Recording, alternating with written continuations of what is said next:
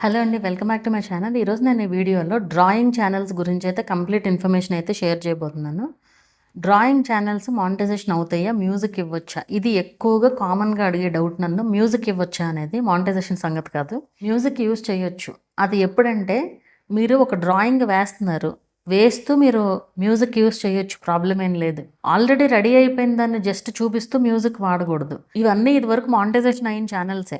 ఎందుకంటే అది original content కాబట్టి. కానీ ఇప్పుడు అలా పెడితే ఇనాథెంటిక్ అవుతుంది. అంటే మీకు ఎక్కువ వీడియోస్ అట్లా ఉన్నాయనుకోండి, ఖచ్చితంగా రీయూజ్డ్ అనే వస్తది. అండ్ సెకండ్ టైము ఒకవేళ ఆల్రెడీ మానిటైజేషన్ అయ్యిందనుకోండి, మీ ఛానల్‌లో ఇలాంటి వీడియోస్‌కి ఎక్కువ వ్యూస్ వచ్చినాయి అనుకోండి, ఇనాథెంటిక్ అవుతదనమాట అప్పుడు. సో, వీలైనంత అట్లాంటి వాటిలకి మ్యూజిక్ పెట్టడానికి అవాయిడ్ చేయండి. అండ్ ఇక్కడ షార్ట్స్‌కి షార్ట్ కోసం ఒక డ్రాయింగ్స్, లాంగ్ వీడియోస్ కోసం ఒక డ్రాయింగ్స్ వేరే వేరేగా చేసుకోండి.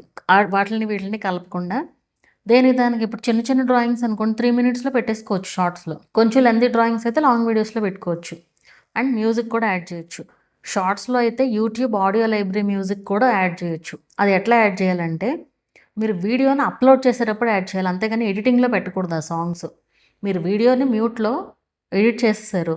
దాన్ని యూట్యూబ్‌లోకి అప్లోడ్ చేసేటప్పుడు యాడ్ సౌండ్ ద్వారా సౌండ్ అనేది యూజ్ చేయాలన్నమాట. అది ఇంపార్టెంట్. ఎడిటింగ్‌లో మాత్రం పెట్టకూడదు. అదే మన లాంగ్ వీడియోస్‌లో అనుకోండి యూట్యూబ్ ఆడియో లైబ్రరీ మ్యూజిక్ ఉంటుంది కదా! అది మీరు డౌన్‌లోడ్ చేసుకొని హ్యాపీగా యూజ్ చేసుకోవచ్చు.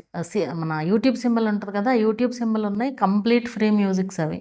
అవి మీరు హ్యాపీగా యూజ్ చేసుకోవచ్చు. అండ్ ఎప్పటికీ కాపీరైట్ అనేది రాదు.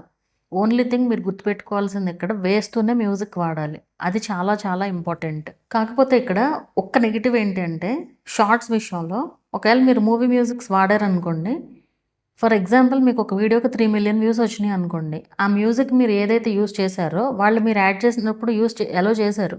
తర్వాత ఎలో చేయటం లేదనుకోండి, అప్పుడు అన్‌లిస్టెడ్‌లోకి పంపించేస్తది యూట్యూబ్. ఆ వీడియోని అన్‌లిస్టెడ్‌లోకి పంపించేస్తదనమాట. సో, అలా అన్‌లిస్టెడ్‌కి వెళ్ళినప్పుడు ఆ వ్యూస్ అన్నీ పోయినట్టే మీకు.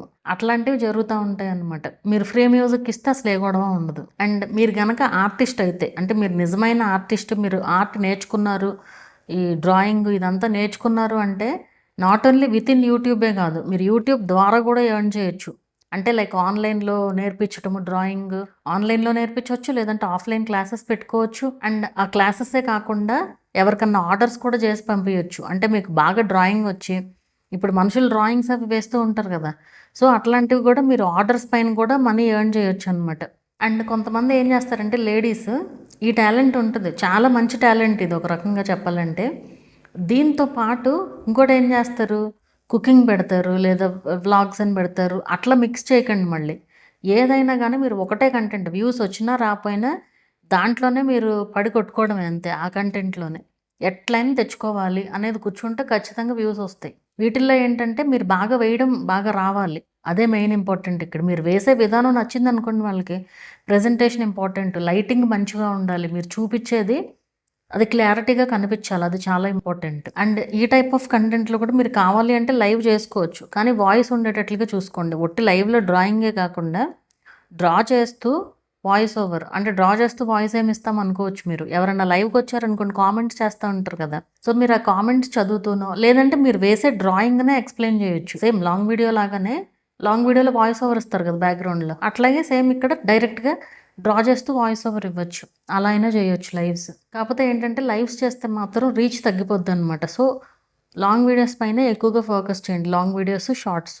అది ప్రెజెంటేషన్ అనేది చాలా చాలా ఇంపార్టెంట్. వీటిల్లో మెయిన్‌గా లైటింగ్ కూడా మంచిగా ఉండాలి. ఎందుకంటే అక్కడ ఏం వేస్తున్నారో క్లారిటీగా కనిపించాలి కదా!